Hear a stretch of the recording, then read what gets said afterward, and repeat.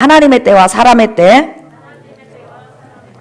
자, 여러분 지금 하나님께서 이스라엘 백성을 애굽에서 건져내서 이제 젖과 꿀이 흐르는 가나안 땅에 지금 데리고 가려고 지금 모세를 준비했죠. 근데 모세는 어디에서 자랐죠, 여러분? 애굽 왕궁에서. 그런데 여기서 중요한 게 있어요. 그 당시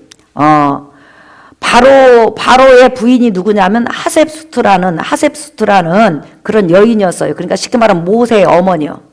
근데 그 하셉수트의 아버지가 딸요 무남동요 하셉수트만 낳고는 죽은 거예요. 그러니까 이 하셉수트가 친척인 그 남자하고 결혼을 해가지고 그 사람이 왕은 왕인데 모든 실권은 누가 가지고 있냐면 모세의 어머니가 가지고 있는 거예요. 모세의 어머니 공주가, 애국 공주가. 아버지는 별로 실권이 없어. 그래가지고 이 모세의 양어머니죠. 양어머니 애국 공주하고 둘이 이제 그 결혼한 모세의 아버지가 아무리 그 양어머니하고 잠자리를 해도 딸 하나만 낳지 아들이 안 생기는 거예요. 그래서 애굽 궁궐에 있는 궁녀를 하나 데리다가 여러 궁녀하고 이제 왕이니까 작겠죠. 그런데 다른 사람에게서는 하나도 아기가 안 생겼는데 궁녀한테 아기가 생긴 거예요. 사내 아이가. 지금 애국 공주 모세의 양어머니 밑에는 아들이 둘이 있는 거죠. 하나는 양어머니가 양자로 들인 히브리 사람 모세가 있는 거고, 그 다음에 자기 그 양어머니 남편인 바로 왕이 궁녀에게서 난 바로가 있는 거지. 그러니까 애굽은 왕의 이름을 바로 뭐 이런 식으로 이제 말을 했으니까 바로 1세, 2세, 3세 이런 식으로. 예. 그래가지고 양어머니가 아들로 입양한 모세하고 그다음에 궁녀가 난 그 아들 바로가 있는 거예요. 그러니까 서로 그 왕권 경쟁을 했겠죠. 특별히 모세는 왕권 경쟁을 안 했지만 그 궁녀에게서 난 그 아이는 계속 모세를 주시하고 그 다음에 어떻게 해서든지 모세를 죽이고 싶은 마음이 있겠죠. 왜냐하면 모세가 자기보다 나이도 많잖아요. 많고 그 다음에 모세가 40살 될 때에 그 모세의 모습을 보여줬는데 여러분 한번 보실래요? 사도행전 7장 한번 보세요. 애굽 왕궁에서 40년간 자란 모세가 어떤 모습으로 지금 만들어졌는지 한번 보실래요? 사도행전 7장 21절에서 그러나 더 이상 숨길 수가 없어서 모세를 밖에 내다 버리자 파라오의 딸이 모세를 데려다가 자기의 아들로 삼아 길렀습니다. 시작. 모세는 이집트 사람들의 모든 지혜를 배워 말에나 행동에 뛰어난 능력을 나타냈습니다. 예. 그러니까 지금 엄마 입장에서는 양아들 모세, 그 다음에 자기 남편의 시녀였던 궁녀에게서 난 아들이 둘이 있는 거죠. 둘이 있는데 누가 더 뛰어났냐면 모세가 월등히 뛰어난 거예요. 40살 됐을 때는 애굽을 다스릴 수 있을 만한 언변이나 지혜나 지식이나 탁월한 거예요. 쉽게 말하면 왕의 후계자로 자란 거예요. 그러니 궁녀에게서 난 그 아들이 어떻게 해서든지 바로의 공주에게 잘 보이려고 하고 자기 세력을 많이 모았겠죠. 애굽 사람이니까. 어떻게 하면 저 히브리 출신의 모세를 죽일 것인가. 항상 그 생각을 했지 않겠어요. 자기가 왕위를 이어받으려고 하니까.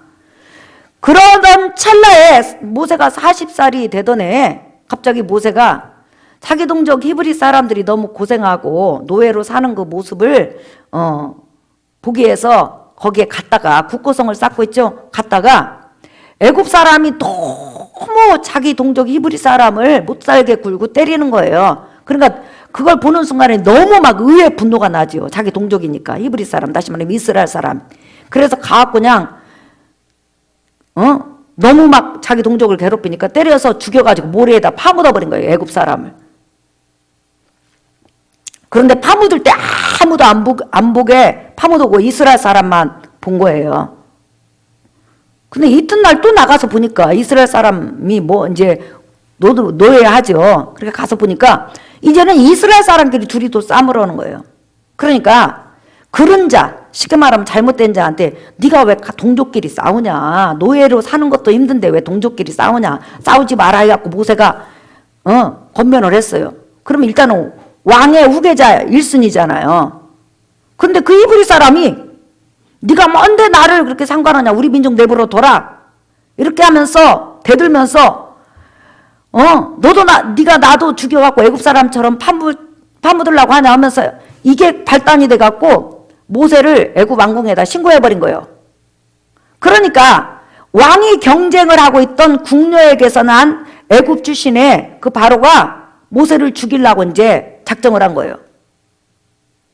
그래서 모세가 여러분 도망을 가게 됩니다.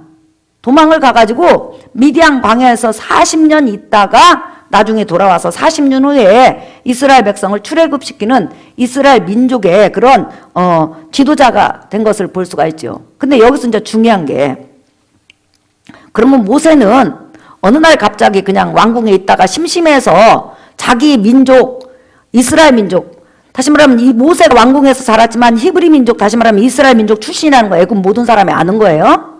그러니까 갑자기 왕궁에 있다가 그냥 심심해가지고 자기 동족 이스라엘 민족을 보러 갔느냐? 그게 아니라고 성경에서는 정확히 말을 해줘요. 자, 여러분 사도행전 한번 보세요.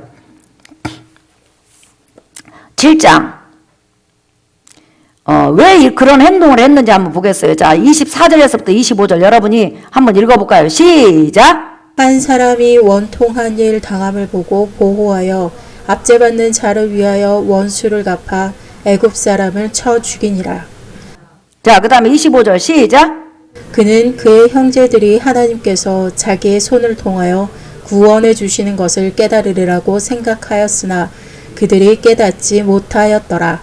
예, 자, 모세는 여러분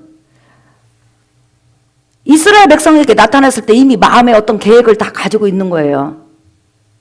나는 하나님께서 이스라엘 민족을 애굽에서 구원해내라고 지도자로 부르셨다. 구원자로 부르셨다.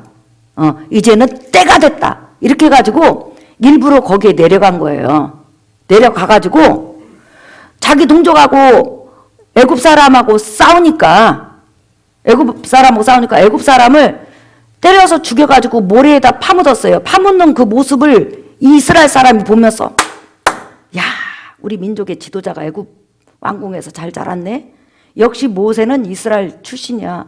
우리 민족의 지도자구나. 저 구원자구나. 드디어 우리도 이제 때가 되면 전부 다 같이 일어나고 가야지. 이렇게 깨달을 줄 알고 이 일을 한 거라고 그랬어요. 그냥 갑자기 막 영웅심에 온 게 아니고. 그런데 문제는 뭐냐면 동족 이스라엘 사람들이 그 모습을 보면서도 모세를 하나님이 세운 구원자, 하나님이 준비한 그런 지도자라는 것을 전혀 못 깨달았다는 거예요. 아니, 네가 애굽 왕궁에서 살더니 뭐가 그렇게 잘났어? 너 잘났어? 왜 애굽 사람 네가 죽여? 너는 왕이나 탐내는 사람 아니야? 하면서 조롱하고 비웃었지.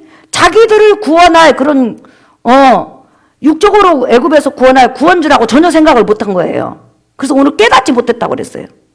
그래갖고 오히려 동족이 바로에게 신고를 해가지고 쫓기는 도망자가 된 거예요. 그럼 모세 입장에서는 얼마나 억울하겠어요, 여러분.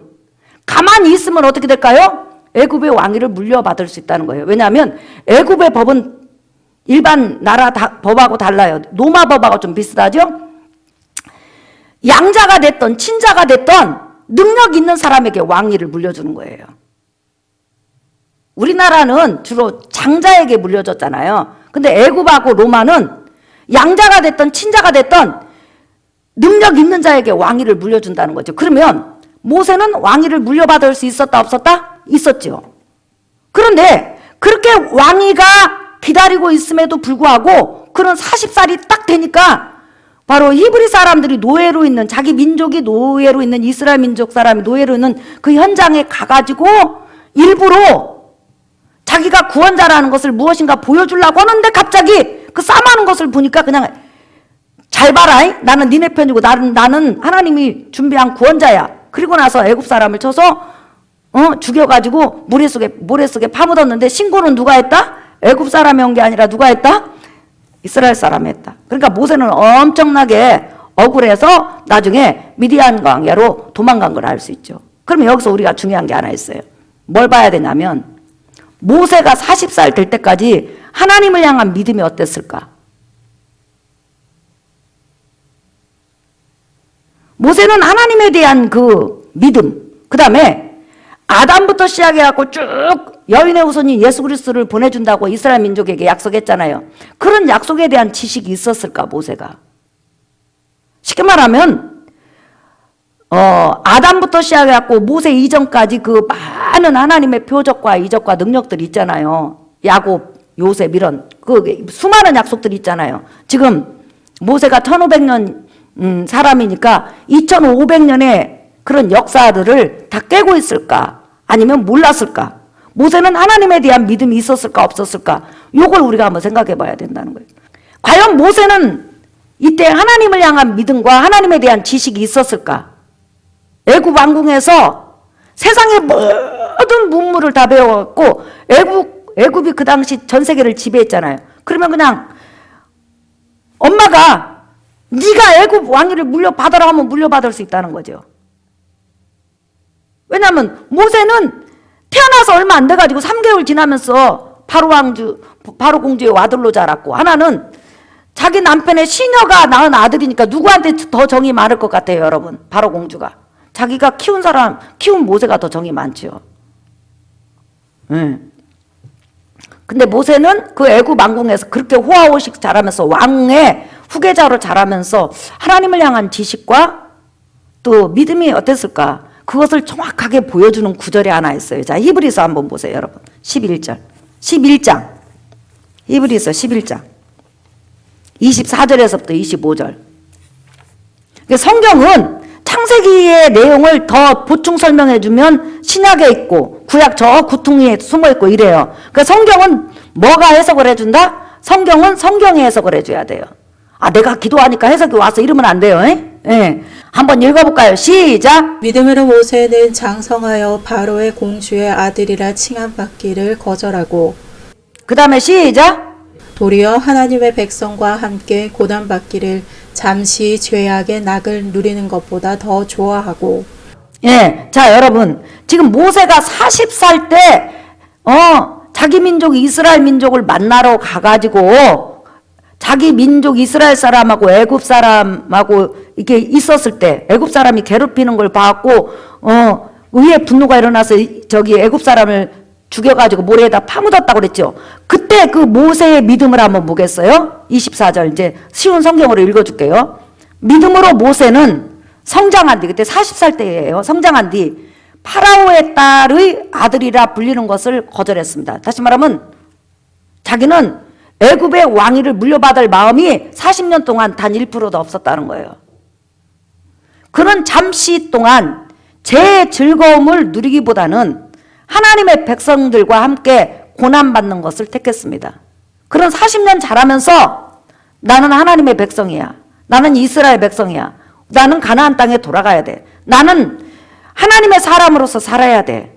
그러면서 뭐라고 하냐. 내가 이 애굽 왕궁에 있으면 왕위도 물려받을 수 있고 먹고 마시고 입는 것 다 넘치고 수만의 군사들이 보복하고 시녀들이 줄을 서고 부인도 마음만 먹으면 500명이고 1000명이고 다 얻을 수 있고 자기가 원하는 것은 육적으로는 다 할 수 있어요. 그런데 내가 이렇게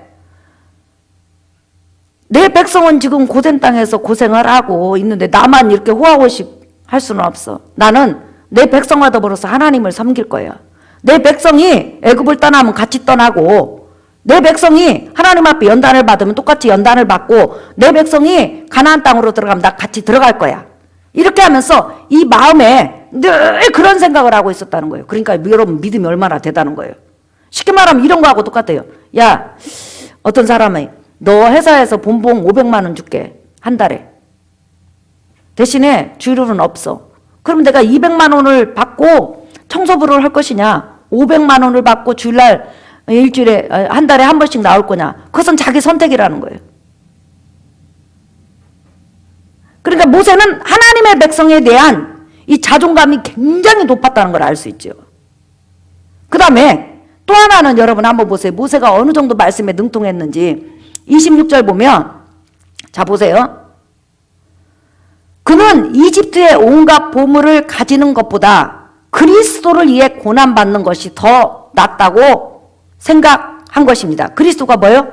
연의 후손, 아브라함과 이삭과 야곱에게 약속하신 바로 온 인류를 죄에서 구원할 메시아, 다시 말하면 예수 그리스도를 기다렸다는 거죠. 내가 지금 오시지는 않았지만 나는 그분을 기다린다. 그분을 기다리라고 하나님께서 우리 민족을 만들지 않았는가? 나는 장차 오실 그분을 위해서 내 생애를 존재시켜야 되겠다. 이렇게 마음을 먹고 있었다는 거예요. 그러면서 뭐라고 하냐면 내가 애굽의 모든 왕위와 부귀 권세 명예를 다 버리고 오직 장차 오실 예수 그리스도를 기다리면서 하나님의 백성과 더불어 고난하고 하나님의 백성답게 살면 하나님이 나중에 하늘에서 나에게 상을 주실 것이다. 이걸 생각했다는 거예요. 그러면 여기서 우리가 중요한 거 두 가지가 있죠. 첫째, 모세는 원래부터 왕위에 대한 욕심이 있었다 없었다? 없었다는 거예요. 네, 없었다는 거예요. 그 다음에 두 번째는 아담부터 시작해갖고 2500년의 성경의 역사를 깨고 있었다는 거예요. 말씀에 능했다는 거예요. 오늘 여러분 목사님 한번 보세요. 지금 우리가 성경 공부를 하면 성경 공부 재미있어요? 딱딱해요, 여러분? 재미있어요? 딱딱해요? 재미있다고 생각하는 사람 고개 한번 끄덕여 보세요. 네. 정말 재밌어요? 네. 여러분, 우리가 교회 다니는 친구들 여러분 다 있잖아요. 그죠? 그런데 그 친구들하고 여러분이 성경 이야기를 하면 그냥 일반적인 좋은 설교만 해갖고 성경을 전혀 거의 모른다는 거예요. 자기가 무엇을 믿고 있는지도 몰라. 예수님이 누구냐면 나의 죄를 위해서 십자가에 돌아가신 분이 하나님의 아들이에요. 그냥 이 정도는 머리로. 근데 우리는 예수님이 오시기까지 아담부터 시작하고 아담 안에서 번성한 모든 사람들이 예수님을 눈 빠지게 기다렸다는 거예요. 그리고 시대마다 예수님이 어떤 일을 할 것인지 보여주고 말을 해줬다는 거예요. 그러니까 예수님은 어느 날 갑자기 나타난 영웅 호걸이 아니라 수천 년 동안 이스라엘 민족, 그 다음에 이스라엘 민족이 형성되기까지 그 믿음의 사람들이 쭉 기다려오신 분이라는 거예요. 그게 아주 중요한 거예요. 그러니까 구약은 오실 예수 그리스도를 기다리며 살았던 믿음의 사람과 이스라엘 민족에 대해서 기록한 거예요. 그런데 애굽에서 여러분 지금 모세가 지금 태어날 당시가 350년 정도 됐잖아요. 그죠? 그리고 나서 이제 이 40살 될 때는 애굽에서 출애굽하기 40년 전이잖아요. 그런데 중요한 것은 애굽 왕궁에서 그는 왕자로서 호의호식하면서 살았지만은 그 곁에는 누가 있었냐면 성경에 능한 어머니 요게벳 아버지가 있었다는 거예요. 고대 사회에서는 유모는 여러분 젖만 주는 유모가 아니라 죽을 때까지 같이 동행하는 게 유모예요. 그러면 모세의 어머니가 얼마나 이스라엘 민족 역사에 대해서 아주 기가 닳도록 가르쳐줬겠어요. 여러분, 바로의 공주가 가르쳐주는 건 아니잖아요. 바로 공주의 신하들이 모세에게 가르치는 것은 세상의 지식, 지혜, 능력 이런 걸 가르쳐주잖아요. 그러면 모세는 이 아담부터 시작해갖고 창조론부터 시작해갖고 이 모든 지식을 누구를 통해서 배웠냐면 어머니, 아버지 이런 사람한테 배웠단 말이에요. 그래서 오실 그리스도를 위해서 내가 내 백성과 고난을 받고 또 애굽에서 나간다는 것이 쉽지는 않지만 하나님의 백성으로 살아가야 되겠다. 그러면 하나님께서 내가 세상 것을 포기한 만큼 하나님께서 나에게 상 주시겠지. 이러면서 여러분 모세가 이스라엘 백성에게 나타나가지고 하나님이 준비한 구원자다. 나 40년 동안 너희 한 번도 잊은 적이 없어. 이렇게 하고 짠하고 나타났는데 누가 깨닫지 못하더라? 이스라엘 백성이 깨닫지 못하다는 거예요. 그럼 왜 깨닫지 못했을까요, 여러분? 아직까지 하나님의 때가 안 된 거예요. 앞으로 40년이 더 있어야 돼. 그리고 모세는 애굽의 왕의 후계자로서 자랐고 하나님에 대한 지식이 충만했지만 중요한 것은 아직까지 더 마음이 단단해지고 더 연단이 되어지고 그 다음에 아무리 힘들고 어려워도 기도로서 계속 이길 수 있는 그런 신앙의 단단한 것이 없었다는 거예요. 교회 오잖아요. 그러면 성경에서 뭐라고 하냐면 교회 온 지 얼마 안 된 사람에게는 주의 종이 되게 하지 말고 감독, 장로들의 직분을 주지 마라고 그랬어요. 왜 그럴까요, 여러분? 그 사람이 와갖고 성경 지식을 다 안다고 해도 그것이 몸에 체질화되어 있지 않으면 한순간에 넘어진다는 거, 파다당. 그래서 마귀의 조롱거리가 된다는 거예요. 그래서 신앙이라는 것은 계속 여러분 몸이 자라는 거고 똑같아요. 여러분이 태어나자마자 20살짜리 몸이 돼요? 아니죠. 20년간 자라야 20살짜리 몸이 되고 25년 자라야 25살짜리 몸이 되는 거잖아요. 그래서 신앙이라는 것은 계속 듣다가 보면 하나님의 사람으로 변화되고, 그 다음에 모세는 나중에 여러분 40년 미디안 광야에서 양을 치면서 연단을 받고 그랬단 말이에요. 모세는 여러분 왕궁에서 자라니까 명령만 하잖아요. 그죠? 다 시녀들이고 뭐고 하라 그러면 네 하잖아. 근데 이스라엘 백성은 명령해갖고는 안 되잖아요. 날마다 애굽으로 돌아가네, 죽네, 사네, 하나님 믿네 안 믿네 하는데 모세가 큰 믿음을 가지고 이스라엘 백성을 위해서 중복기도 하고 연단받는 것을 우리가 볼 수 있죠. 이렇게 하나님께서는 지금 모세가 육적으로는 준비되고 하나님에 대한 지식, 방대한 지식은 있었지만은 사실 하나님의 백성을 이끌어가기에는 부족한 그릇이었기 때문에 연단을 더 시켜야 됐다는 거. 그 다음에 하나님의 때가 안 됐다는 거. 왜? 이스라엘 백성들은 더 고생을 해야 애굽에서 못 사네. 우리 조상들에게 약속한 가나안 땅으로 가자 해갖고 온다는 거죠. 근데 이렇게 마음이 완전히 애굽을 떠날 마음이 준비되는 데는 아직도 40년이 더 걸려야 됐다는 거예요. 자, 오늘 설교 결론이에요. 오늘 내가 하나님의 때보단 앞서가고 내 인생을 내가 탁탁탁탁탁탁탁 계획한 대로 안 돼요. 인생이라는 것이. 그럼 막 불안해하고 나는 뒤처지는 거 아닌가, 나는 실패한 인간이 아닌가 이렇게 하고 또 내가 A라는 길로 가려고 했는데 나는 A라는 길로 가지 않고 B라는 길로 갈 때도 있어요.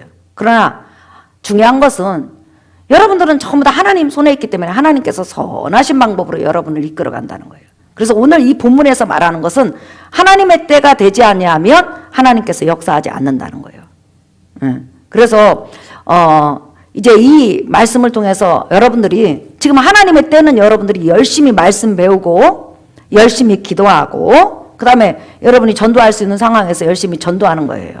여러분들이 나 누구를 가르칠 거야, 내 친구를 가르칠 거야 이렇게 뛰쳐나가봤자 그릇이 안 돼. 아는 거하고 그것이 완전히 내 몸에서 체질화된 거하고는 달라요. 여러분, 그릇이 안 됐는데 마음이 앞서갖고 모세 했잖아요. 근데 실패라는 거예요. 예. 왜? 그것이 완전히 체질화돼야 돼. 예. 그래서 이렇게 하나님의 때는 항상 만사의 때가 있다는 거. 그러니까 여러분들이 여러분 뜻대로 안 돼도 하나님이 하나님의 선하신 손으로 이끌어가니까 여러분들은 그런 때가 온다면 기도하고 하나님의 때를 기다리고 준비하면서 살다 보면 하나님이 좋은 때를 주신다는 거예요. 자, 이제 전도서 하나만 읽어보겠어요. 전도서 3장. 하늘 아래 모든 일에는 정한 때가 있고 시기가 있는 법이다. 시작. 날 때가 있고 죽을 때가 있고 심을 때가 있고 심은 것을 뽑을 때가 있다. 죽일 때가 있고 고칠 때가 있고 허물 때가 있고 건축할 때가 있다. 울 때와 웃을 때가 있고 슬퍼할 때와 춤출 때가 있다. 돌을 던져 버릴 때가 있고 돌들을 모을 때가 있고 껴안을 때가 있고 그것을 멀리할 때가 있다. 찾을 때가 있고 포기할 때가 있고 간직할 때가 있고 버릴 때가 있다. 찢어 버릴 때가 있고 수선할 때가 있고 침묵할 때가 있고 말해야 할 때가 있다. 사랑할 때가 있고 미워할 때가 있고 전쟁할 때가 있고 화평할 때가 있다.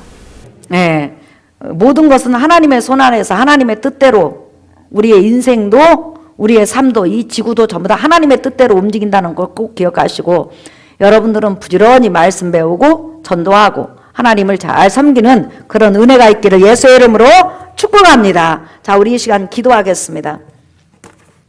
여러분, 우리가 하나님은 하나님 사람의 특징이 뭐죠? 굉장히 말씀에 능했다는 거예요.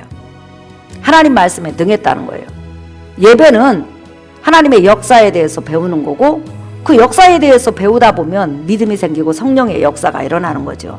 그 다음에 우리 인생은 하나님 손에서 하나님이 쓰시고자 하는 대로 우리를 이끌어 가니까 우리는 염려하지 말고 내 뜻대로 안 돼도 그냥 여러분 자리에서 학생이면 학생으로서 공부하고 예배 잘 참석하고 또 하나님께 영광 돌리고 하나님과 더불어 하나님 앞에 여러분 인생을 맡기세요. 그러면 분명히 하나님은 선하신 손으로 이끌어 갈 거예요. 또한 우리 주님의 때가 되면 예수님께서 십자가에 죽으신 것처럼 또한 부활시키는 때가 있었던 것처럼 성령을 보내주신 때가 있었던 것처럼 이제 재림할 때가 올 거예요. 휴거시킬 때가 온다는 거예요.